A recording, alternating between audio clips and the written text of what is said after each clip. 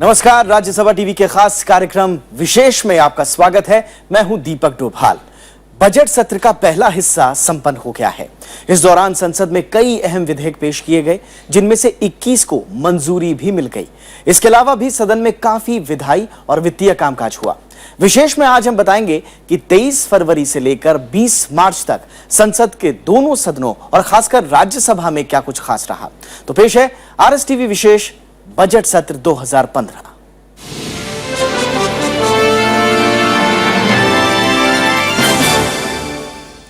जी हां, तो संसद के बजट सत्र का पहला हिस्सा 20 मार्च को पूरा हो गया।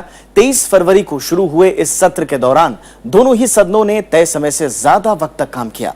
आम बजट और रेल बजट पर चर्चा के अलावा इस दौरान कुल 21 विधेयक पारित हुए।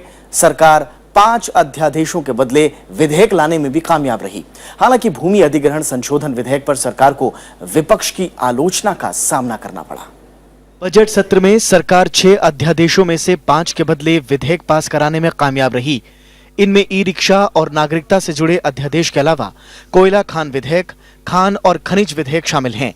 लोकसभा के विपरीत राज्यसभा में सरकार को कोयला और खनिज बिलों को पास कराने में काफी मशक्कत करनी पड़ी। यहां तक कि विपक्ष के दबाव में सरकार को इन्हें प्रवर समिति को भेजने पर सहमत होना पड़ा। बीमा क्षेत्र में विदेशी निवेश की सीमा बढ़ाने से जुड़े विधेयक को पास कराना भी सरकार की बड़ी उपलब्धि रही। The insurance bill was the important next outcome of this session. This enabling FDI in the capital-starved insurance sector has been cleared after a long delay of 7 years. I'm glad our main opposition party Congress has supported the bill. लेकिन भूमि अधिग्रहण संशोधन अध्यादेश को सरकार अब भी कानून में तब्दील नहीं करा पाई है।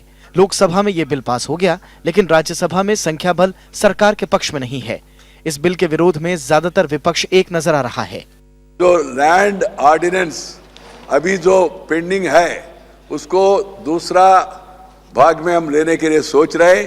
इस बीच में देश भर में लैंड ऑर्डिनेंस के बारे में जो हमने लोकसभा में जो अमेंडमेंट्स बिल आया, उसके बारे में देश भर में बहस हो और बहस से भी और कुछ अच्छा सुझाव मिले और जिसके ऊपर ब्रॉड कॉन्सेंसस हो, उसको भी ध्यान में लेकर हम आगे बढ़ेंगे।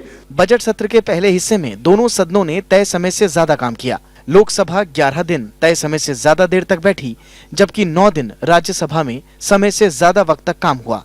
इस दौरान लोकसभा ने 22% ज्यादा काम किया, तो वहीं राज्यसभा में 7% ज्यादा काम हुआ। कुल मिलाकर लोकसभा 130 घंटे और राज्यसभा 108 घंटे चली। सिर्फ राज्यसभा की बात करें तो यहाँ 16 घंटे तक प्रश्नकाल चला, यानी प्रश्नकाल के लिए आवंटित समय का 95% इस्तेमाल हुआ। सबसे ज्यादा समय गैर विधायी कामों में खर्च हुआ। राज्यसभा में 40 घंटे गैर विधायी काम हुआ, जबकि विधायी कार्यों में 22.5 घंटे खर्च हुए। वित्तीय कामकाजों में सदन ने 23 घंटे जबकि अन्य कार्यों में 7 घंटे इस्तेमाल किए। प्रतिशत के लिहाज से देखें तो राज्यसभा में सबसे ज्यादा 37% समय गैर विधायी कामकाजों में खर्च किया गया, जबकि विधायी कामकाजों में 21%, प्रश्नकाल में 15% और अन्य कामकाजों में 6% समय सदन ने खर्च किया। बजट सत्र में विपक्ष कई मुद्दों पर आक्रामक रहा, लिहाजा कार्यवाही में कई बार अवरोध पैदा हुआ। इसके बावजूद कुछ मुद्दों पर सहमति बनने पर विपक्ष के वरिष्ठ नेता संसद में देर रात तक मौजूद रहे। श्याम सुंदर, राज्यसभा टीवी। तो ये तो रही कामकाज की बात, लेकिन बजट सत्र की शुरुआत राष्ट्रपति प्रणब मुखर्जी के अभिभाषण से हुई। राष्ट्रपति ने एनडीए सरकार की प्राथमिकताओं को देश के सामने रखा। उन्होंने कहा कि केंद्र सरकार की मूल नीति सबका साथ, सबका विकास है। राष्ट्रपति ने भूमि अधिग्रहण के बदलावों को किसानों के हित में बताया और सभी वर्गों के विकास के लिए कई योजनाओं का जिक्र भी किया। संसद के केंद्रीय कक्ष में राष्ट्रपति प्रणब मुखर्जी ने दोनों सदनों के संयुक्त अधिवेशन को संबोधित किया। अपने अभिभाषण में राष्ट्रपति ने जहां सरकार के 9 महीने के कामकाज की तारीफ की, तो वहीं अनेक चुनौतियां भी गिनाई। I urge all members of the parliament to discharge their solemn responsibility in a spirit of cooperation and mutual accommodation. By channelizing the patriotic energies of every citizen, we will collectively must work towards building a strong and modern India, Ek Bharat, Shresth Bharat. राष्ट्रपति ने भूमि अधिग्रहण से जुड़े संशोधनों को सही करार देते हुए कहा कि इससे किसानों को नुकसान नहीं होगा। राष्ट्रपति ने कहा कि सरकार काले धन के खिलाफ कदम उठाने को प्रतिबद्ध है। My government is committed to taking all possible measures to stop generation of black money, both domestically and internationally. These measures include 20 page के अभिभाषण में प्रणब मुखर्जी ने प्रधानमंत्री जनधन योजना को दुनिया का सबसे बड़ा कार्यक्रम बताया। उन्होंने स्वच्छ भारत अभियान की सराहना की और सांसदों से सांसद निधि की 50% राशि इस अभियान पर खर्च करने की अपील की। राष्ट्रपति ने बेटियों की शिक्षा के लिए बेटी बचाओ बेटी पढ़ाओ अभियान की सराहना की। उन्होंने बताया कि दिल्ली सहित देश भर में महिलाओं की सुरक्षा के लिए सरकार ने खास कदम उठाए हैं। अभिभाषण में 2022 तक सबको घर मुहैया कराने की बात कही गई है। कानूनी सुधार पर भी सरकार का जोर है और राष्ट्रीय न्यायिक नियुक्ति आयोग के गठन को उन्होंने प्राथमिकता वाला क्षेत्र बताया। इसके अलावा नदियां जोड़ने की परियोजना, कश्मीरी पंडितों के पुनर्वास जैसे मसलों का भी अभिभाषण में जिक्र किया गया। अभिभाषण के आखिर में राष्ट्रपति ने संसद की कार्यवाही चलाने के लिए सभी दलों से रचनात्मक सहयोग की अपील की। गौरतलब है कि रस्मी तौर पर राष्ट्रपति बजट सत्र के पहले संसद के संयुक्त सत्र को संबोधित करते हैं। इसमें सरकार की नीतियों और कार्यक्रमों की झलक मिलती है। अरविंद कुमार सिंह, राज्यसभा टीवी। और अभिभाषण के बाद दोनों सदनों में धन्यवाद प्रस्ताव पर लंबी चर्चा हुई। राज्यसभा में सरकार को उस वक्त बड़ा झटका लगा जब धन्यवाद प्रस्ताव में संशोधन को सदन से मंजूरी मिल गई। राज्यसभा के इतिहास में चौथी बार ऐसा हुआ है जब धन्यवाद प्रस्ताव संशोधन के साथ पारित हुआ। राष्ट्रपति के अभिभाषण के बाद दोनों सदनों में धन्यवाद प्रस्ताव पर चर्चा की शुरुआत हुई। विपक्षी पार्टियों ने सरकार की नीतियों की आलोचना की। सबसे ज्यादा तकरार भूमि अधिग्रहण के मुद्दे पर देखी गई। धन्यवाद प्रस्ताव पर चर्चा के दौरान सभी राजनीतिक दलों के सांसदों ने अपने विचार रखे। 85 लाख करोड़ काला धन बाहर कहा, आप इनकार नहीं कर सकते। आपने कहा आप 100 दिन के अंदर वापस लाएंगे, आप इनकार नहीं कर सकते। अगर आप देश की जनता के सामने सत्य बोल दे तो ज्यादा अच्छा रहेगा। साफ क्यों नहीं कह देते काला धन एक सपना है, काला धन वापस नहीं आ सकता। प्रधानमंत्री नरेंद्र मोदी ने धन्यवाद प्रस्ताव का जवाब दिया। उन्होंने कहा कि सरकार गरीबों के हितों को लेकर गंभीर है। योजनाएं नई हैं, पुरानी हैं, ये विवाद हमें दूर तक ले जाएगा। मुद्दा समस्याएं पुरानी है, चिंता समस्याओं की है, समस्याओं के समाधान के रास्ते खोजने की। राज्यसभा में धन्यवाद प्रस्ताव पारित होने के वक्त सीपीएम सांसद सीताराम येचुरी ने 2 संशोधन पेश किए। Are you withdrawing the amendments or shall I put them to vote? No, sir. I am not withdrawing the amendments. संसदीय कार्य मंत्री वेंकैया नायडू ने येचुरी से संशोधन वापस लेने का अनुरोध किया। I request you, your concerns are understood. There is no disagreement on general as far as fighting black money is concerned. Please do not press for division. That's my request to you. लेकिन CPM ने भ्रष्टाचार और काले धन से लड़ने में नाकामी का आरोप लगाया और संशोधन की मांग पर अड़ी रही। वोटिंग के बाद 118 सांसदों ने पक्ष और 57 ने विपक्ष में वोट दिए और आखिरकार संशोधन के साथ धन्यवाद प्रस्ताव पारित करना पड़ा। Amendment number 233 is adopted. परंपरा के मुताबिक राष्ट्रपति के अभिभाषण पर धन्यवाद प्रस्ताव में संशोधन नहीं होता। राजनीतिक पार्टियां सरकार के एजेंडे पर चर्चा के बाद सहमति दे देती हैं, लेकिन इससे पहले भी 3 बार सदन में ऐसे मौके आए हैं जब धन्यवाद प्रस्ताव में संशोधन हुआ।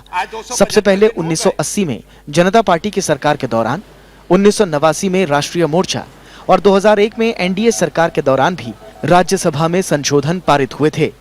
Bureau report, Rajya Sabha TV. और इसके बाद आया 26 फरवरी का दिन, जिस दिन सरकार ने रेल बजट पेश किया। रेल मंत्री सुरेश प्रभु ने आम आदमी का पूरा ख्याल रखते हुए यात्री किराया नहीं बढ़ाने की घोषणा की। हालांकि 10% तक माल भाड़ा जरूर बढ़ा दिया। लोकसभा के बाद 26 फरवरी को ही रेल बजट की प्रति राज्यसभा में भी पेश की गई और करीब 4 दिन की चर्चा के बाद 17 मार्च को रेल बजट राज्यसभा से पारित हो गया। राज्यसभा में रेल बजट की प्रति 26 फरवरी को ही रख दी गई थी। इस पर चर्चा 11 मार्च को शुरू हुई। इसके बाद 13, 16 और 17 मार्च को भी चर्चा जारी रही। इस दौरान सांसदों ने रेल बजट पर कई अहम सुझाव दिए। सांसदों ने परिचालन बढ़ाने की भी मांग की। चर्चा के दौरान रेलवे में भ्रष्टाचार, बढ़ती दुर्घटनाओं और महिला सुरक्षा से जुड़े मसलों का भी जिक्र किया गया।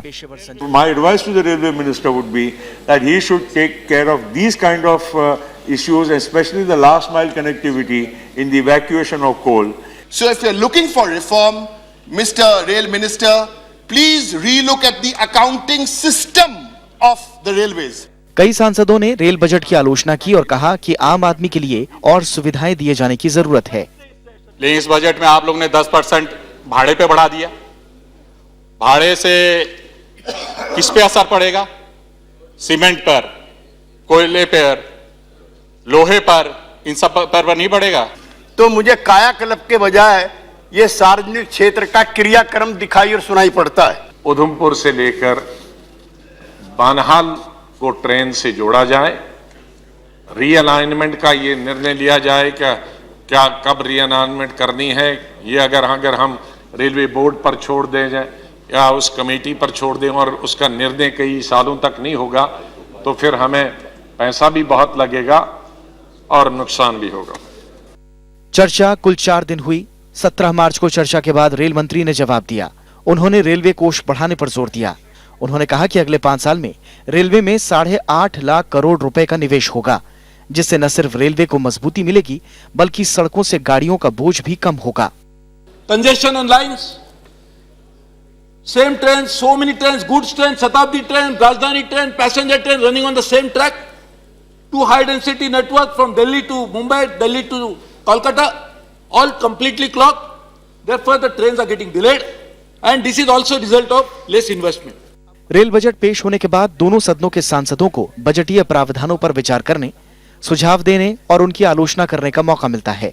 राज्यसभा बजट पर अपने सुझाव दे सकती है, जिसे मानने या न मानने का अधिकार लोकसभा को होता है।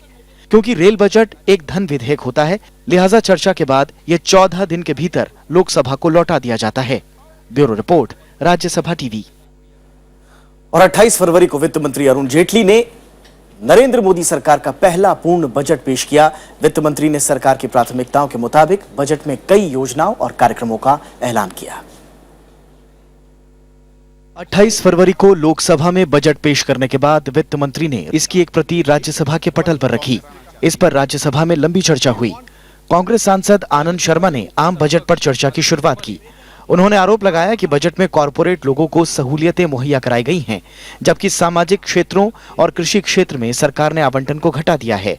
इस बजट से, इन आंकड़ों से मिथ्या प्रचार, झूठे वायदे और आपकी संवेदनशीलता ना होना देश के कमजोर गरीब लोगों के लिए वो साफ झलकता है। दूसरे विपक्षी दलों ने भी इन आरोपों से सहमति जताई और बजट के कई प्रावधानों पर चिंता जाहिर की। विपक्ष ने कहा कि बजट में सामाजिक क्षेत्र में खर्च पर कटौती की गई है। आम जनता की भी है, लेकिन मैंने जो आंकड़े दिखाया है वो बजट से निकाल के, वो आंकड़े सारे गरीबों के खिलाफ है, किसानों के खिलाफ है और कॉरपोरेट का पक्ष में है। ये सरकार कॉरपोरेट का सरकार है, ये सरकार कॉरपोरेट के निर्देश पर चलती है और यही नतीजा है कि बजट में ऐसा रिफ्लेक्शन आया है। इलेक्शन के पहले जिस तरह से वादे थे, जिस तरह से सपने इन्होंने पूरे देश को दिखाए थे, जिस तरह से मिडिल क्लास को सपने दिखाए थे, जिस तरह से इन्होंने सर्विस क्लास को सपने दिखाए थे, इन्होंने दिखाया था कि हम इनकम टैक्स को स्लैब को थोड़ा सा बढ़ा देंगे जिससे कि बर्डन इस क्लास के ऊपर कम पड़े। लेकिन इनकम टैक्स का स्लैब इस बजट में एक नया पैसे का भी नहीं बढ़ाया गया। हालांकि सत्ता पक्ष की ओर से बजट के प्रावधानों की तारीफ की गई और बजट को गरीबों के हितों वाला बताया गया। वित्त मंत्री अरुण जेटली ने जवाब में कहा कि आर्थिक सुधार के लिए विपक्ष को रचनात्मक भूमिका अदा करनी चाहिए। We want Indian investors not to go out so much. It'll be a good thing if they grow and go out and invest. But I don't want them to go out and invest because India is not the best place for doing business. I want international investors to consider India as a good place of business. Budget पर चर्चा के दौरान कुछ राज्यों को विशेष दर्जा दिए जाने की मांग भी उठी। राज्यसभा ने चर्चा के बाद इसे लोकसभा को वापस लौटा दिया। दरअसल लोकसभा से बजट पारित होता है और राज्यसभा में चर्चा के लिए रखा जाता है। राज्यसभा के पास बजट में कोई बदलाव करने का अधिकार नहीं है, लेकिन वो सुझाव दे सकती है। उसे मानने और नहीं मानने का अधिकार लोकसभा के पास है। विशाल दहिया के साथ ब्यूरो रिपोर्ट, राज्यसभा टीवी। और फिलहाल रुकते एक छोटे से ब्रेक के लिए। ब्रेक के उस पार आपको दिखाएंगे कि राज्यसभा से कौन से अहम विधेयक बजट सत्र के पहले हिस्से में पारित हुए हैं। आप देखते रहिए विशेष।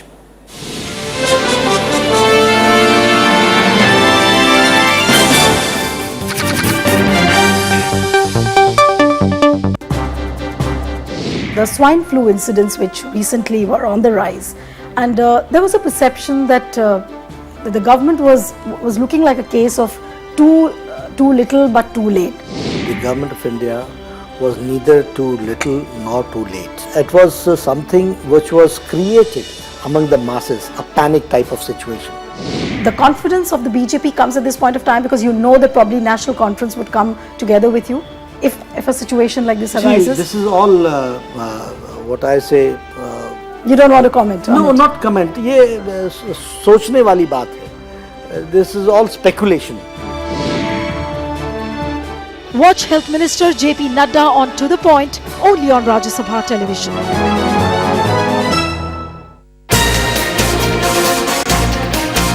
आईटी की धारा 66A खत्म, सोशल मीडिया पर आजादी बरकरार। देखिए देश देशांतर, धारा 66A रद्द, आज रात 8:30 पर सिर्फ राज्यसभा टीवी पर।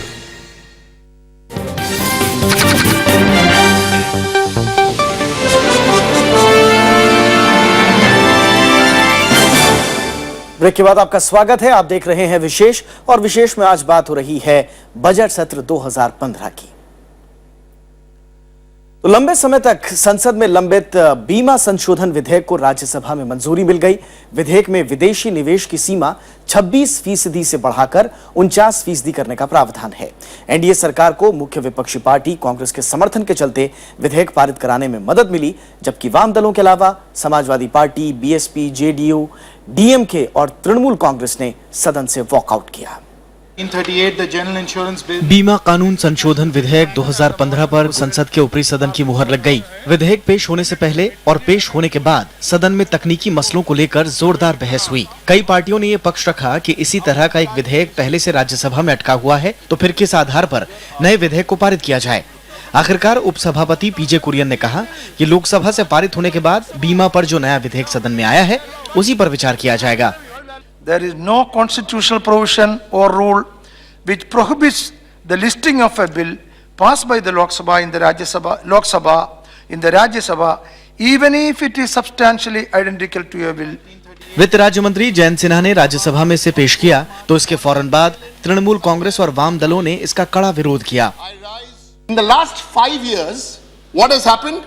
Penetration has in fact dropped. Last 5 years, it has dropped by 1%. Now their target is 3% in the next 5 years. Don't say we didn't warn you. This will never happen. Private companies with foreign partnership are basically operating in the cities and the peripheral areas on the creamy layer. They don't go in the cities, in the villages to cover poor people out of their insurance cover. This is real fact. Congress और NCP ने विधेयक से सहमति जाहिर की। 2008 में UPA सरकार के दौरान भी इसी तरह का विधेयक संसद में लाया गया था। I'm sure that LIC is doing a great job, but one LIC or one general insurance corporation is not going to be enough to serve the needs of such a large country. Samajwadi party, BSP और JDU ने विधेयक पर आपत्ति जाहिर की और इनके सांसद विधेयक के पारित होने के समय सदन से वॉकआउट कर गए। फाइनेंस की स्टैंडिंग कमेटी ने कि इसको बढ़ाया न जाए और जो उसने कहा उस सबको रिजेक्ट करते हुए ये बिल उसको बढ़ाने के लिए लाया गया। तो 26 पे नहीं आए तो क्या ये 49 पे जाएंगे? 51 से कम पे आएंगे। ये व्यापारी आदमी एक एक चीज जानता है, नस्ल जानता है। हालांकि सरकार ने विपक्ष की चिंताओं को दरकिनार किया और कहा कि इसमें नियमन के कई तरीके अख्तियार किए गए हैं। And the regulations are there, honorable members, with Mr. Deputy Chairman, sir. The regulations are there so that we can assure you that the investments that are coming from the insurance companies, 15% of them have to go into infrastructure. Lok Sabha में यह विधेयक पहले ही 4 मार्च को पारित हो चुका है। सरकार को उम्मीद है कि विदेशी निवेश के चलते देश को फायदा पहुंचेगा। विशाल दहिया, राज्यसभा टीवी। और बजट सत्र के पहले हिस्से में ही खान और खनिज विधेयक संसद से पास हो गया। राज्यसभा में 2 संशोधनों के साथ ये बिल पारित हुआ। इसके बाद लोकसभा ने भी इसे मंजूर कर दिया। राज्यसभा में वाम दलों ने बिल को दोबारा सेलेक्ट कमेटी में भेजने का प्रस्ताव रखा, लेकिन वोटिंग के बाद ये मांग खारिज हो गई। लंबे विरोध के बाद आखिरकार राज्यसभा से खान और खनिज विकास और विनियम संशोधन बिल सरकार के 2 संशोधनों के साथ पारित हो गया। बिल के समर्थन में 117 और विरोध में 69 वोट पड़े। इसमें TMC, BJD, BSP, NCP, JMM, AIADMK और समाजवादी पार्टी ने सरकार का साथ दिया। Through e-governance, we have actually increased revenues in the last 3 years by 87%. So, we welcome the concept of e-auctions. It's a transparent process. We welcome this new bill as a single of the shift towards a more transparent system of our of the few middles and the poor people in the middles bearing areas. मुझे आश्वासन दिया गया है कि लाखों करोड़ रुपया जो है स्टेट को मिलेगा, इसलिए मैं हो सकता है कि इस बार ट्राइबल का स्थिति सुधरेगा, इसलिए मैं इस बिल का समर्थन करता हूं। कांग्रेस और वाम दल बिल के खिलाफ थे। उनका कहना था कि बिल राज्य के अधिकारों में दखल देता है। वोटिंग से पहले जेडीयू सदस्यों ने वॉकआउट भी किया। We had absolutely no consultation with the states and a completely bogus argument was put forward that because the government have consulted the states, there is no need for the select committee to consult the states. The mines are the property of the state. Even state does not have right to auction on its own without the clearance and concurrence of the central government. Bill के प्रावधानों के तहत खनन से होने वाली आय का एक तय हिस्सा स्थानीय लोगों के विकास पर खर्च करना होगा। बिल के कानून बनने के बाद खनन छूट बंद होगी। इसके एवज में अब पट्टे 30 की जगह 50 साल के लिए मिलेंगे। 1957 के इस कानून में बदलाव के लिए 24 फरवरी को बिल लोकसभा में पेश किया गया था। लोकसभा से इसे 3 मार्च को मंजूरी मिली थी। राज्यसभा ने बिल को सिलेक्ट कमेटी में भेजा था, जिसने 2 संशोधनों की सिफारिश की थी।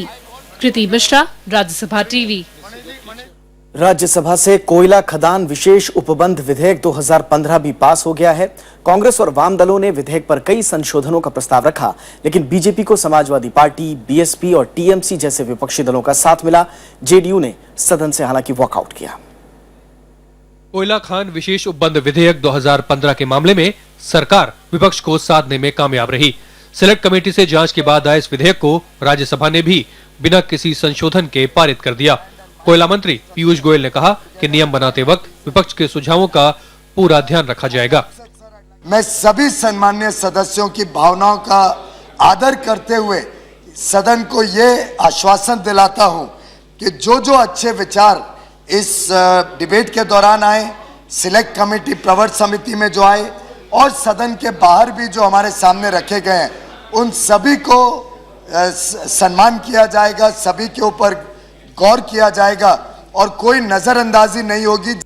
चर्चा की शुरुआत में ही वाम दलों की ओर से विधेयक पर चर्चा के लिए सिलेक्ट कमेटी को मिले बेहद कम वक्त का मुद्दा उठाया गया और इसे कमेटी को वापस भेजने की मांग की गई।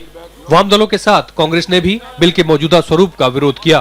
कांग्रेस सांसद दिग्विजय सिंह ने कोयला खान विधेयक को राज्यों के हितों के खिलाफ बताया। जेडीयू ने विधेयक के विरोध में वॉकआउट किया।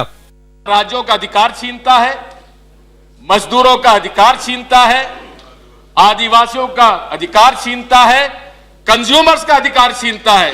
ऐसे कानून को माननीय सभापति महोदय हम लोग तो कम से कम समर्थन नहीं कर सकते। Please don't go into trap, and on this ground I strongly oppose this bill. Thank you very and I much. object to my amendment. इसमें बहुत कमियां हैं, लेकिन आप जल्दी में हैं तो मैं ना इस तरफ हूं ना उस तरफ हूं। सरकार को विधेयक पर विभिन्न क्षेत्रीय दलों का सहयोग जरूर हासिल हुआ, लेकिन इन दलों ने भी कोयला खान विधेयक के कई प्रावधानों पर चिंता जाहिर की।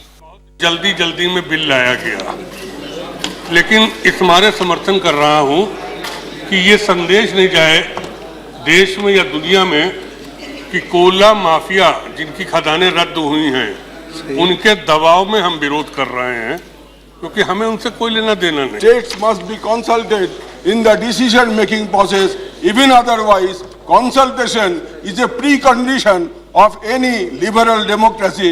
Therefore, I would urge upon the government to take the views of the state governments while taking the decision in regard to allocation. Totally support this government in this particular issue, although there are so many issues where we differ, but still on this particular transparent bill.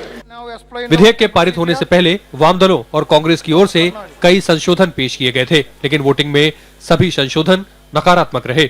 ayes have it, the ayes have it, the ayes have it, bill is passed. No. Vishal Dahiya, Rajya Sabha TV. और budget सत्र में ही राज्यसभा से नागरिकता संशोधन विधेयक 2015 भी पारित हो गया। विधेयक के जरिए विदेश में रहने वाले भारतीय मूल के लोगों को भी भारत की नागरिकता मिल सकेगी। सदन में सभी पार्टियों ने विधेयक का समर्थन किया। लोकसभा में यह विधेयक पहले ही पारित हो गया था। नागरिकता कानून 1955 में संशोधन के लिए पेश विधेयक 4 मार्च को संसद के ऊपरी सदन से भी पारित हुआ। विधेयक में विदेश में रहने वाले भारतीय मूल के लोगों को भारत की नागरिकता हासिल करने के नियम में ढील दी गई है। अगर वो योग्यता पूरी करते हैं तो उन्हें पंजीकरण के बाद भारतीय नागरिकता मिल सकती है। गृह राज्य मंत्री किरण रिजिजू ने कहा कि सरकार इस कामकाज पर नजर रखेगी। We will see that it is smooth and nobody is made to get pass through unnecessary hassles. विधेयक का सदन में सभी दलों ने समर्थन किया। कुछ सांसदों ने विधेयक पर चर्चा के दौरान ये मांग की कि इसे महज वीजा नियमों तक सीमित न रखा जाए। They can also use their other facilities, including the right to vote. Sir, this legislation is almost welcomed by the people all over the world, the Indians all over the world.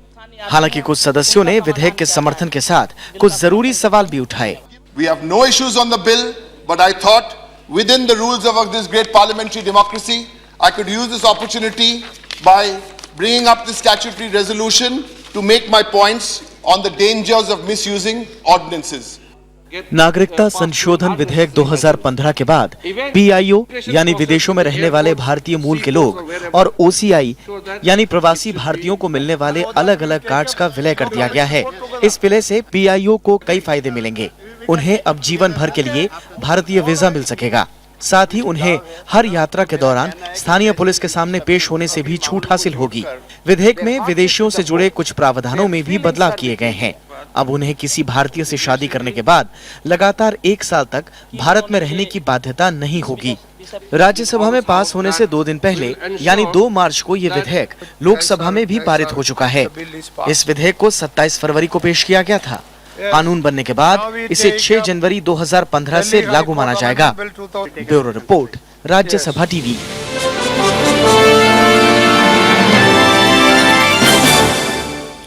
तो देश विदेश के मुद्दों पर Rajya Sabha TV की विशेष पेशकश जारी रहेगी। हम आपको आगे भी दिखाते रहेंगे आम आदमी से लेकर अंतर्राष्ट्रीय राजनीति को प्रभावित करने वाले मुद्दों पर राज्यसभा टीवी का खास कार्यक्रम RS टीवी विशेष। फिलहाल इजाजत दीजिए, नमस्कार।